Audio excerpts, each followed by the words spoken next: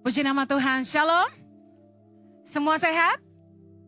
Semua penuh berkat? Amin. Orang yang setia Tuhan pasti bela, katakan amin. Mazmur 145 ayat 18, kita baca sama-sama. Tuhan dekat pada setiap orang yang berseru kepadanya. Pada setiap orang yang berseru kepadanya dalam kesetiaan. Banyak saudara yang setia sama Tuhan. Kesetiaan itu diuji bukan dalam keadaan baik-baik saja. Kesetiaan itu diuji dalam penderitaan, tekanan, dan pergumulan. Katakan amin. Orang kalau lagi sukses, orang kalau lagi tokonya rame, keluarganya happy, sekolahnya oke, semua tuh bilang Tuhan baik gampang. Setia ikut Tuhan itu gampang. Tapi saya melihat kesuksesan juga bisa jadi ujian kesetiaan. Banyak orang waktu susah cari Tuhan sungguh-sungguh, tapi waktu diberkati bilang gak punya waktu buat ke gereja. Tapi saya mengalami di hidup saya bahwa kesetiaan kita kepada Tuhan itu benar-benar diuji di dalam tekanan, penderitaan, penolakan, kemiskinan. Dan bagaimana ketika kita setia sama Tuhan, kita lihat pembelaan Tuhan. Amin. Kita akan belajar dari kitab Daniel. Saya tidak biasa mengupas pasal, tapi hari ini kita belajar dari Daniel 6. Kita lihat ayat yang kedua. Daniel 6 ayat yang kedua. Kita baca sama-sama. Lalu berkenanlah Darius mengangkat 120 wakil-wakil raja atas kerajaannya. Mereka akan ditempatkan di seluruh kerajaan. Membawahi mereka diangkat pula 3 pejabat tinggi. Dan Daniel adalah salah satu dari ketiga orang itu. Kepada merekalah para wakil-wakil raja harus memberi pertanggungan jawab supaya raja jangan dirugikan. 4. Maka Daniel ini melebihi para pejabat tinggi dan para wakil raja itu karena ia mempunyai roh yang luar biasa. Dan raja bermaksud untuk menempatkannya di atas seluruh kerajaannya. Kemudian para pejabat tinggi dan wakil raja itu mencari alasan dakwaan terhadap Daniel dalam hal pemerintahan. Tetapi mereka tidak mendapat alasan apapun atau sesuatu kesalahan. Sebab ia setia dan tidak ada didapati sesuatu kelalaian atau sesuatu kesalahan padanya. Saudara tahu bahwa di dunia ini, dunia nggak sebaik yang kita pikir. Bahwa ketika kita berhasil dalam usaha maupun dalam karir kita, pasti ada aja orang yang nggak senang sama kita, benar? Dikatakan Daniel adalah seorang punya roh yang luar biasa. Dalam bahasa Inggris dikatakan excellent spirit. Orang yang excellent itu akan kelihatan di tengah jutaan orang. Kenapa? Karena dia akan bekerja dengan cara yang luar biasa. Dia akan menaikkan standar, menaikkan sebuah level. Karena orang yang excellent kalau kerja itu selalu yang terbaik. Dan ditemukan Daniel adalah seorang yang punya spirit of excellence. Dan orang-orang yang dipilih oleh Raja Darius menjadi iri hati. Karena Raja Darius ingin mengangkat Daniel di atas mereka semua. Nah, ketika orang iri hati sama kita, mereka akan berusaha merancangkan yang jahat untuk menjatuhkan kita, benar nggak? Meskipun yang kita lakukan itu baik, orang akan tetap punya maksud nggak baik. Jadi jangan heran ketika Anda lebih kaya dari saudara-saudaramu, mereka nggak senang sama kamu. Herannya orang yang ngejatuhin kita biasanya orang yang dekat sama kita. Orang-orang yang sejajar dengan kita, yang sejawatan dengan kita. Biasanya yang jatuhin tukang bakmi ya pedagang bakmi yang lain. Benar nggak? Nah, yang suka jatuhin pendeta pasti pendeta-pendeta juga. Nah, di dalam dunia perselatan di dunia ini, kita belajar dari firman Tuhan. Jangan takut kalau ada orang yang iri hati dan merencanakan yang jahat kepada kita. Yang kita perlu pastikan kita punya spirit of excellence. Katakan saya harus excellent. Sehingga apapun rencana jahat orang sama kita, kita terbukti setia. Katakan amin. Kita terbukti tidak lalai dan kita tidak punya kesalahan. Mazmur 37 ayat 1. Jangan marah karena orang yang berbuat jahat, kata firman Tuhan. Jangan iri hati kepada orang yang berbuat curang. Sebab mereka segera lisut seperti rumput dan layu seperti tumbuh-tumbuhan hijau. Ayat 3, baca sama-sama. Percayalah kepada Tuhan dan lakukanlah yang baik. Diamlah di negeri dan berlakulah setia. Tetap setia. Tetap setia sama Tuhan. Tetap setia mengerjakan apapun yang Tuhan percayakan di tanganmu. Meskipun orang lain tidak suka sama kamu. Ujian kesetiaan itu termasuk ketika kita berada di tengah-tengah orang-orang yang iri hati dan gak suka sama kita. Mungkin Anda kerja di sebuah perusahaan yang lingkungannya gak nyaman. Karena kamu excellent, teman-temanmu gak suka sama kamu. Tapi bertahanlah di situ. Karena kamu akan ngalamin ketika kamu setia, pembelaan Tuhan nyata di situ. Yang paling penting dalam hidup ini, gak peduli berapa banyak orang yang iri sama kita, yang jahat sama kita. Tapi yang penting ini, kita harus tetap percaya sama Tuhan. Kita harus menyerahkan hidup kita sama Tuhan. Kita gak boleh punya niat jahat sama orang. Jangan balas kejahatan dengan kejahatan. Gak perlu. Izinkan Tuhan yang bela kamu. Percayalah kita punya Tuhan yang setia. Katakan Tuhan setia. Jangan khawatir orang jelek-jelekin kamu. Jangan pusing ketika orang mulai jatuhin kamu, mereka-rekakan yang jahat sama kamu. Orang mulai merencanakan yang jahat sama kamu. Tapi yang kita perlu pastikan gini, apa yang mereka ngomong itu gak benar tentang kita. Karena masalahnya gini, orang boleh ngomongin kita apa aja. Yang kita perlu pastikan, yang mereka ngomong itu gak benar tentang kita. Kalau yang mereka ngomong itu gak benar tentang kita gak perlu takut. Kita tetap pastikan kita setia. Orang gak menemukan kelalaian, orang gak menemukan kesalahan. Jangan sampai yang di ngomongin mereka benar. Kadang-kadang orang terlalu sombong dan merasa diri benar. Sehingga ketika orang lain kasih masukan, dia gak mau dengar. Kalau orang gosipin kita cuma perlu periksa. Apakah yang diomongin orang itu benar? Kalau memang yang diomongin orang itu benar, ya kita harus bertobat. Kita harus rendah hati dan mengakui kesalahan. Gak semua omongan yang gak enak itu buruk. Belum tentu semua orang yang ngomongin kita itu iri hati. Bisa aja mereka ngasih tahu kita yang benar, cuma kita yang berasa tinggi hati. Lu ngomong gitu karena lu iri aja sama gua, padahal enggak. Orang-orang yang sayang sama kita juga mungkin akan kasih tahu kita hal-hal yang gak enak di kuping kita. Jangan jadi orang Kristen yang milih-milih khotbah yang enak didengar. Karena kamu gak akan bertumbuh. Jangan lawan firman dengan firman.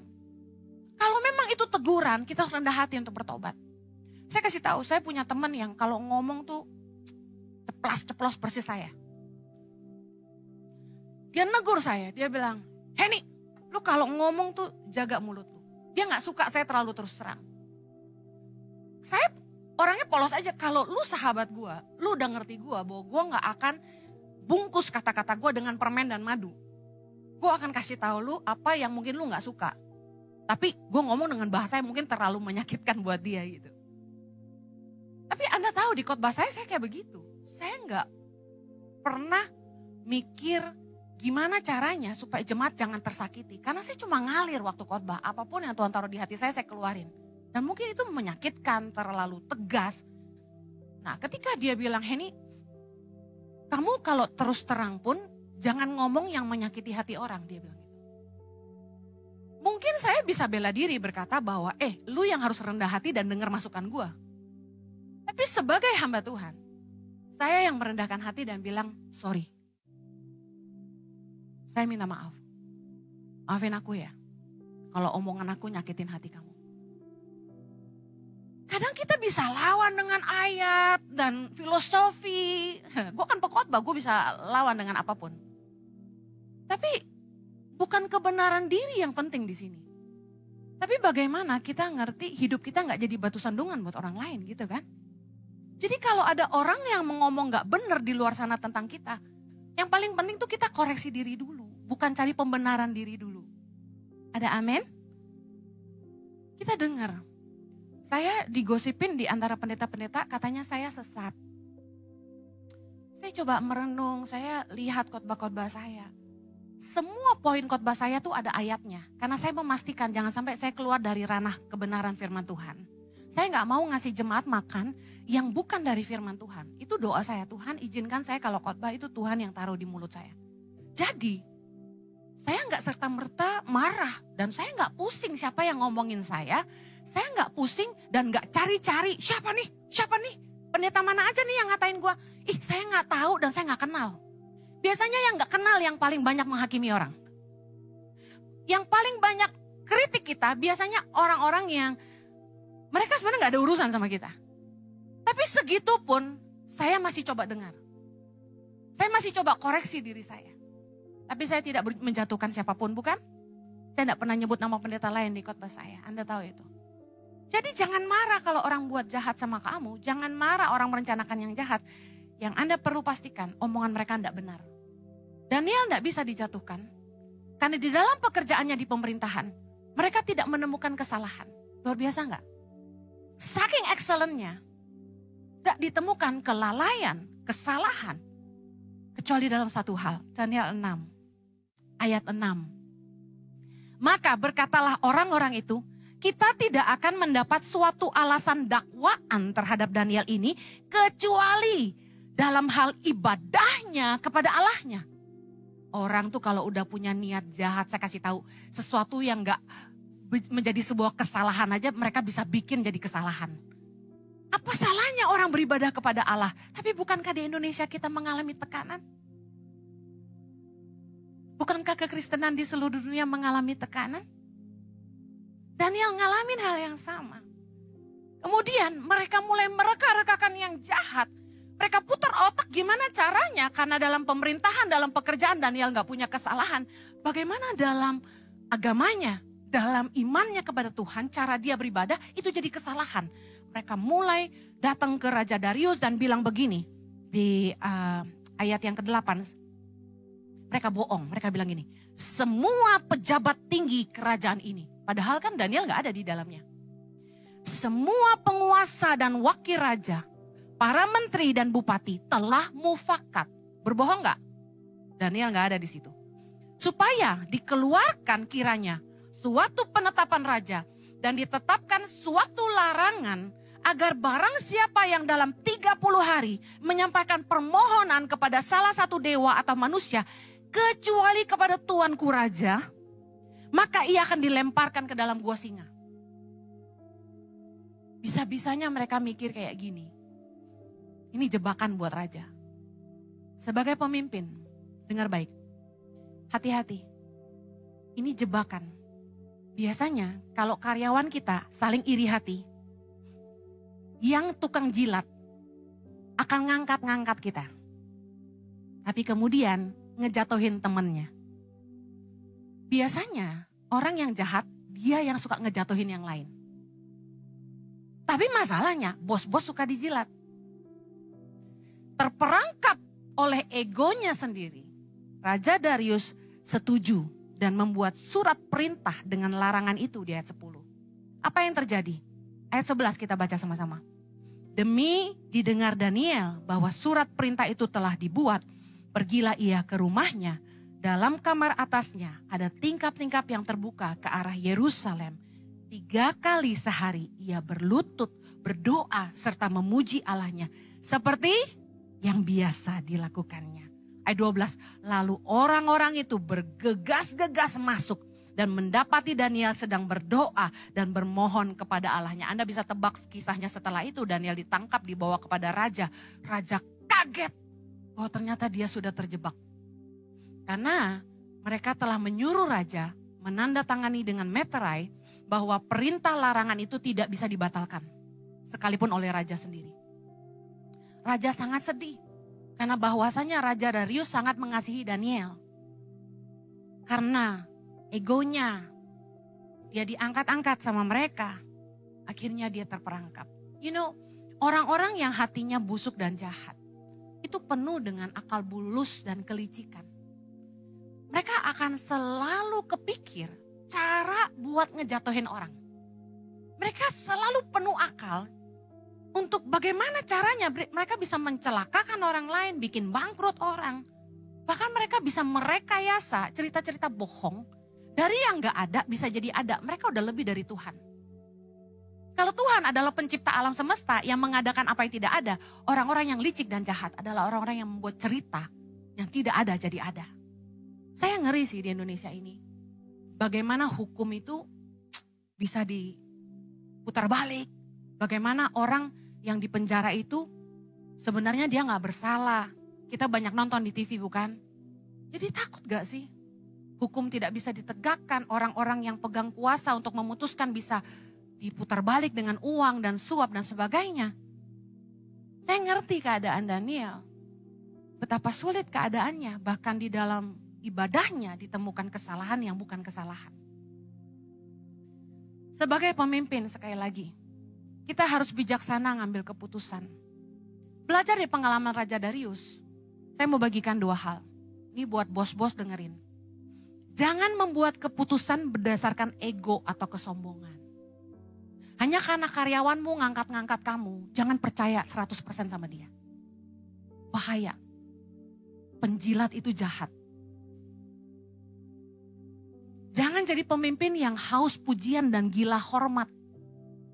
Kalau kita tuh sombong, gila hormat, haus pujian, cilaka. Kita gampang percaya. Galatia 5 ayat 26 berkata, janganlah kita gila hormat. Ada pemimpin yang lebih mendengarkan, lebih berpihak kepada karyawan-karyawan itu yang nyenengin hati dia. Yang paling suka muji dia, yang suka ngangkat-ngangkat dia, itu biasanya favoritnya dia.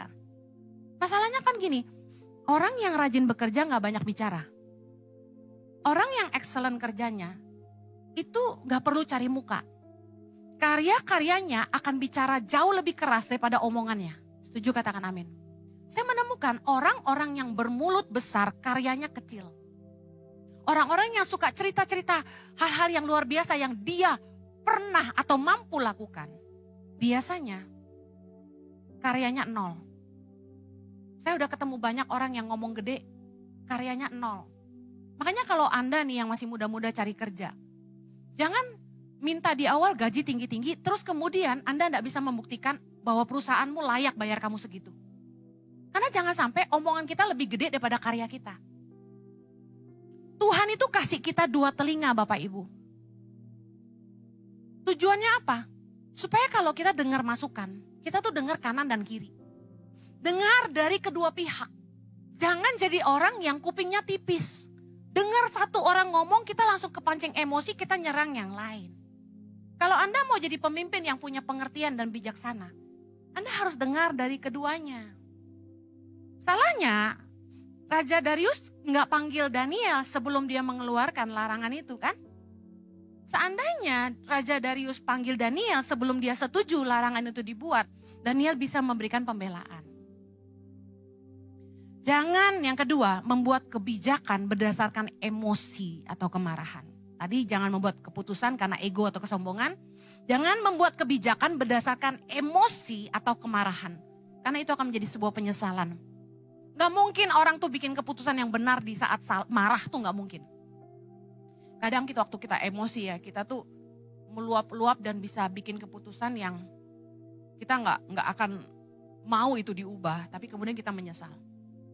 Mazmur 37 ayat 8 berkata, berhentilah marah dan tinggalkanlah panas hati. Jangan marah karena itu hanya akan membawa kepada kejahatan. Orang kalau bikin keputusan saat marah udah pasti salah. Yang percaya katakan amin. Mari belajar dari kejadian Raja Darius ini, jadi pemimpin itu bijaksana. Pikirkan baik-baik sebelum kita membuat sebuah keputusan. Yang berikutnya, Daniel 6 ayat 17. Sesudah itu Raja memberi perintah, karena dia udah terdesak. Lalu diambillah Daniel dan dilemparkan ke dalam gua singa. Berbicaralah Raja kepada Daniel, Allahmu yang kau sembah dengan tekun, dialah kiranya yang melepaskan engkau. Ada fotonya Daniel dilempar ke gua singa. Nah, sebenarnya Daniel itu sangat disayang. Di ayat 19 dikatakan gini, lalu pergilah raja ke istananya dan berpuasalah ia semalam-malaman itu. Ia tidak menyuruh datang penghibur-penghibur dan ia tidak dapat tidur. Pagi-pagi sekali ketika fajar menyingsing, bangunlah raja dan pergi dengan buru-buru ke gua singa. Dan ketika ia sampai dekat gua itu, berserulah ia kepada Daniel dengan suara yang sayu. Berkatalah ia kepada Daniel, Daniel, hamba Allah yang hidup. Allahmu yang kau sembah dengan tekun, telah sanggupkah ia melepaskan engkau dari singa-singa itu? Ayat 22, kata Daniel kepada raja, ya raja kekalah hidupmu. Allahku telah mengutus malaikatnya untuk mengatupkan mulut singa-singa itu, sehingga mereka tidak mengapa-ngapakan aku. Karena ternyata aku tak bersalah di hadapannya, tapi juga terhadap tuanku ya raja, aku tidak melakukan kejahatan. Lalu sangat sukacitalah raja dan ia memberi perintah supaya Daniel ditarik dari dalam gua itu. Dan di bawahnya dikatakan gini, Raja memberi perintah, diambillah orang-orang yang telah menuduh Daniel dan mereka dilemparkan ke dalam gua singa, baik mereka maupun anak-anak dan istri-istri mereka. Belum lagi mereka sampai di dasar gua itu, singa-singa telah menerkam mereka, bahkan meremukkan tulang-tulang mereka. Dengar baik, kisah dari Daniel ini kita belajar. Orang yang setia Tuhan pasti bela. Ingat waktu raja mengeluarkan perintah itu, apa yang dilakukan Daniel? Daniel naik ke tingkap-tingkap di rumahnya dan dia berdoa. Dia tidak takut bahaya karena dia setia. Larangannya sederhana, dia tidak boleh berdoa. Tapi apa yang Daniel lakukan ketika dia dengar itu, dia bukannya lari, bukannya takut, dia malah naik dan berdoa. Mungkin bahasanya kita udah gak boleh ditantang. Tapi dia seorang yang setia sama Tuhan. Saya mau kasih tahu, mungkin ada dari kita yang akan berpikir, Daniel bodoh, kurang berhikmat. Kenapa langsung berdoa begitu dengar larangan? Mestinya entar aja tengah malam waktu orang udah pada tidur lu baru doa, bener gak? Kenapa juga mesti 3 kali Daniel? Udah sekali aja, yang penting mungkin 3 jam dirapel gitu. Kita mungkin akan berpikir, Daniel lu main aman dong. Kayak kita-kita. Daripada lu masuk penjara, masuk gua singa. Tapi dengar, Daniel gak takut. Daniel tetap setia kepada Allahnya. Berapa banyak kita yang ketika kita terancam, kalau lu ngaku Kristen, lu gak dapat jabatan. Berani gak kita tetap bilang, saya pengikut Kristus? Seorang hamba Tuhan di Ambon, pernah di slaughter, penggal kepalanya. Waktu dia diancam, sangkal Yesus! Dia langsung bilang, betalah laskar Kristus! Jebret kepalanya dipangcam, langsung dipenggal sama orang-orang. Itu zaman kerusuhan tahun 98 kalau nggak salah. Pendeta Buce di Ambon. Menjadi sebuah inspirasi buat para hamba-hamba Tuhan. Lu jangan cuma berani jago di mimbar doang loh. Kalau sampai lu ditantang untuk menyangkal Yesus, Anda maju atau mundur?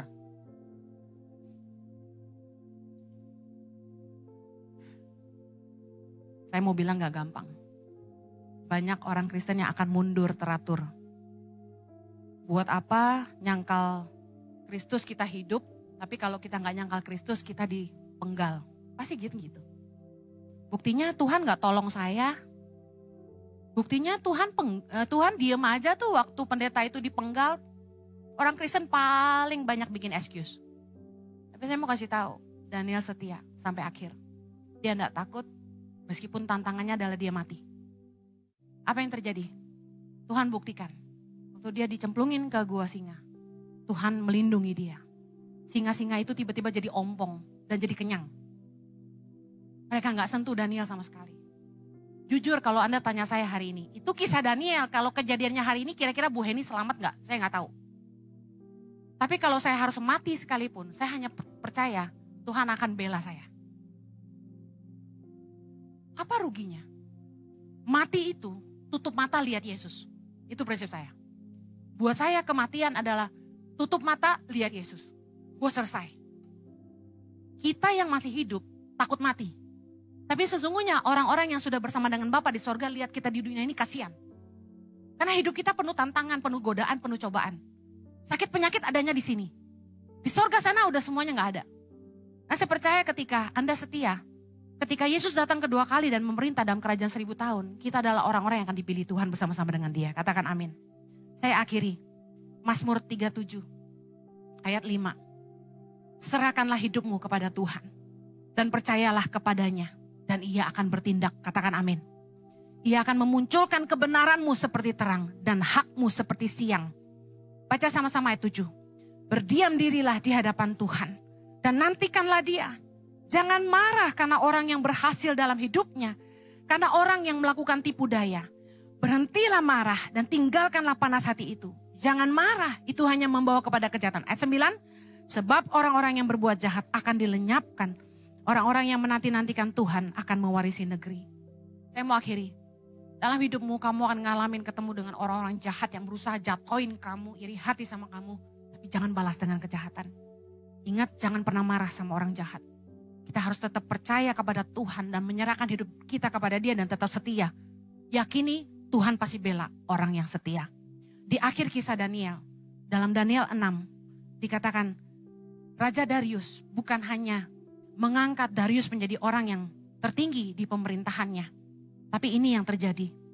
Raja Darius mengumumkan kepada semua orang di seluruh bumi untuk menyembah Allahnya Daniel.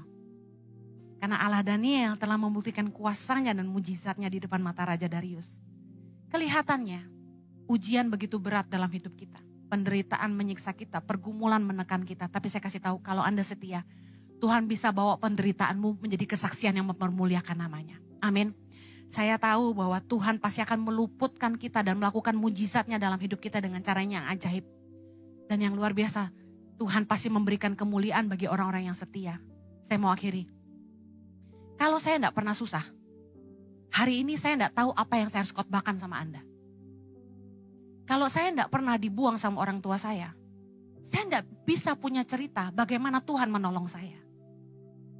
Kalau saya enggak pernah mengalami penderitaan, disakiti orang, difitnah orang dan lain sebagainya, saya enggak punya kesaksian apa-apa untuk saya ceritakan kepada Anda. Dan bagaimana saya seorang anak yang dibuang oleh orang tuanya hari ini bisa menyekolahkan ribuan anak di Indonesia. Dan hari ini saya yang dulu selalu dihina, bahkan di jajaran pelayan-pelayan Tuhan di gereja kami, saya gaji terkecil. Dan hari ini Tuhan mengangkat saya dan mempromosikan saya di mata begitu banyak orang, termasuk teman-teman saya. Semua bukan karena saya hebat, saya pintar. Karena menurut saya apapun yang saya khotbah ini sebenarnya biasa aja. Semua pendeta bisa khotbahkan yang saya khotbahkan. Banyak yang bilang gitu ke saya. Gue heran lu viral, gue dengerin khotbah lu biasa aja. Bener sih, biasa aja. Tapi karena saya punya Tuhan yang luar biasa, dia buat semuanya indah. Amin. Di tengah-tengah penderitaan dan pergumulan dan semua tekanan yang Anda alami hari ini, jangan goyah, jangan lemah. Percayalah kepada Tuhan dan tetaplah setia. Mari kita berdoa. Bapa di sorga, pakailah segala ujian dan penderitaan dalam hidup kami untuk mempermuliakan nama-Mu. Kami percaya kalau kami setia, Tuhan pasti bela. Tuhan pasti bela. Terima kasih Tuhan. Berikan kekuatan kepada umat-Mu untuk setiap problema yang mereka hadapi dalam hidup mereka masing-masing. Sertailah dan buktikanlah Engkau Allah yang setia. Di dalam nama Yesus kami berdoa. Amen. Yang diberkati katakan haleluya.